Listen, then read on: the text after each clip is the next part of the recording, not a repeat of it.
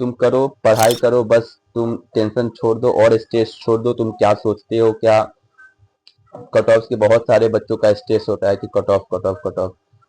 पढ़ाई करो, पढ़ाई करो, इतनी पढ़ाई करो कि सफलता तुम्हारे पास आए। और इस वीडियो में मैं कवर करने वाला हूँ 2026 में सीयूईटी एस्पिरेंट के लिए जो साइंस स्ट्रीम से हैं, जो फिजिक्स केमिस्ट्री मैथ्स या फिजिक्स केमिस्ट्री बायोलॉजी। अगर आप भी सीयूईटी 2026 में साइंस स्ट्रीम से हो, लाइक डीयू, बीएचयू, जेएमआई और इन यूनिवर्सिटी को टारगेट कर रहे हो, तो this video is for you. और मैं इस वीडियो में आज साइंस स्ट्रीम से रिलेटेड बहुत सारे डाउट्स एंड बहुत सारे स्ट्रेटजी प्लान मैं इस वीडियो में कवर करने वाला हूं, तो इस वीडियो को आप लास्ट तक जरूर देखें।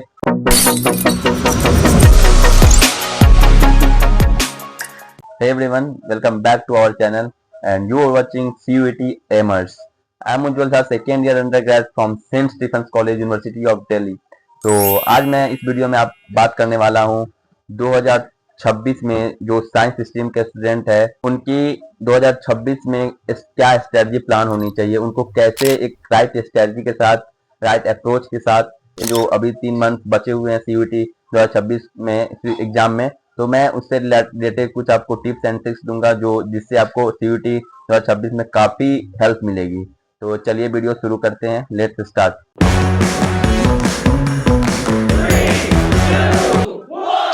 तो हाँ, तो जो बच्चे फिजिक्स केमिस्ट्री मैथ्स या फिजिक्स केमिस्ट्री बायोलॉजी से हैं, तो उनको मैं बता दूं कि फिजिक्स में भी आपको एनसीईआरटी इतना ही जरूरी है जितना कि ह्यूमैनिटीज वालों के लिए एनसीईआरटी। जी हाँ, आप सही सुन रहे हैं। तो फिर फिजिक्स में आपको एनसीईआरटी रीड करनी है, और जो आप जिस टीचर से पढ़ रहे हो उस टीचर को आप नोट्स उनको प्रेफर उसी नोट्स से आपको प्रेफर करने हैं। और एमसीक्यूज, एक कंसेप्ट में आपको 4-5 एमसीक्यू बेस्ड क्वेश्चन आपको लगाने हैं। हाँ, आपको जब वो जैसे इलेक्ट्रोस्टैटिक्स का पार्ट है इलेक्ट्रिक फील्ड, तो आपको उस इलेक्ट्रिक फील्ड से रिलेटेड आपको 5-6 क्वेश्चन मैक्सिमम आपको उतना करना है, तो आपका वो जो कंसेप्ट क्लैरिटी है वो क्लियर हो जाएगी। और फिर सेकेंड बात करूंगा केमिस्ट्री। तो केमिस्ट्री में 3 पार्ट्स है, इनऑर्गेनिक, ऑर्गेनिक और एक फिजिकल केमिस्ट्री। तो इनऑर्गेनिक केमिस्ट्री के लिए भी एनसीईआरटी बहुत इंपॉर्टेंट है। और फिर इनऑर्गेनिक के लिए आपको कंपाउंड का नाम याद करना है। और फिर फिजिकल केमिस्ट्री, तो उसमें भी आपको एनसीईआरटी आप कर सकते हो उसको। और मैं सबसे ये एक अच्छा बता रहा हूँ कि आपको एक टीचर से ही पढ़ना है। जैसे बहुत से बच्चे अलग अलग टीचर के पास जाते हैं, अलग अलग नोट्स पेपर करते हैं। आप खुद से एक नोट्स बनाओ और उसी नोट्स को आप एग्जाम में आप ऐसे नोट्स बनाओ जिससे मैं एक दिन में आप पूरा रिवीजन कर सकूं। और अपना जो क्वेश्चन एमसीक्यू है वो क्लियर करो। कंसेप्ट क्लैरिटी होनी चाहिए, कंसेप्ट की क्लैरिटी बहुत जरूरी है। और फिर जो कंसेप्ट अगर समझ में ना आए उसको 3-4 बार उसको लिख के आप उसे लर्न कर सकते हो। फिर आप फिजिक्स में भी एनसीईआरटी रीड करो, क्योंकि 2026 में जो एग्जाम होगा फिजिक्स का, उसमें स्टेटमेंट बेस्ड सवाल जरूर होगा। तो उसमें जैसे तो आपको एनसीईआरटी बहुत जरूरी है करना। एनसीईआरटी रीड करो, बस पढ़ लो एक बार, वही काफी है। और बहुत सारे स्टूडेंट का डाउट था कि मैं 12th में अभी 12th में हूँ, तो 12th के साथ मैं सीयूटी का प्रिपरेशन करूँ या अभी 12th पर फोकस करूँ। तो मैं आपको बोलना चाहूँगा कि आप अभी 12th में हो तो आप 12th पर ही फोकस करें। और अगर आप 12th के बाद 2-3 महीने बच जाते हैं, तो उसमें आप न्यूमेरिकल बेस्ड क्वेश्चंस आप मतलब उसमें स्पीड, सीयूटी एग्जाम में स्पीड चाहिए आप क्वेश्चन को करने में, तो आप स्पीड को आप बढ़ा सकते हैं और उसमें ज़्यादा से ज़्यादा प्रैक्टिस करें जो बोर्ड एग्जाम के बाद। और एनसीईआरटी का एग्जाम्पलर बहुत जरूरी है करना।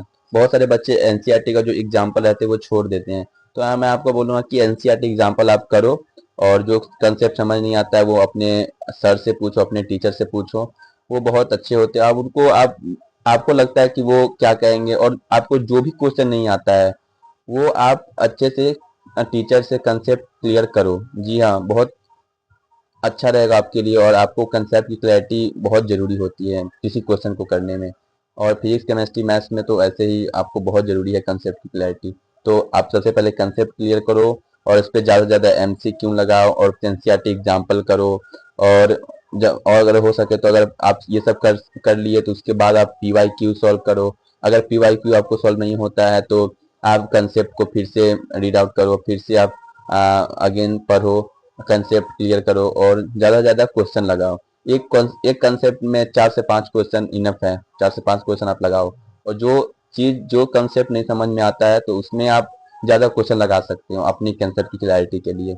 मैं आपको 100% बता सकता हूँ कि अगर आप इस चीज़ को फॉलो करते हो तो आपका सीयूटी में साइंस स्ट्रीम के जो भी स्टूडेंट है उनके लिए बहुत बहुत बहुत ये अच्छा साबित होगा। बहुत मैं भी फिजिक्स केमिस्ट्री मैथ का स्टूडेंट रहा हूँ, तो ये मैं किया था तो मेरा अच्छा स्कोर आया था सीयूटी एग्जाम में, तभी मैं सेंट स्टीफेंस कॉलेज में आया भी पढ़ रहा हूँ।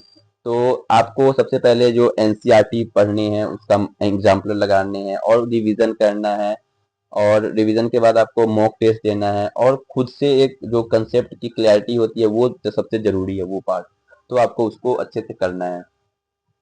और बहुत सारे बच्चे कट ऑफ्स का बात करते हो, कट ऑफ्स कितनी जाती है नॉर्थ कैंपस में, सेंट स्टीफेंस कॉलेज में और मिरांडा हाउस जैसे प्रेस्टिजियस कॉलेज में।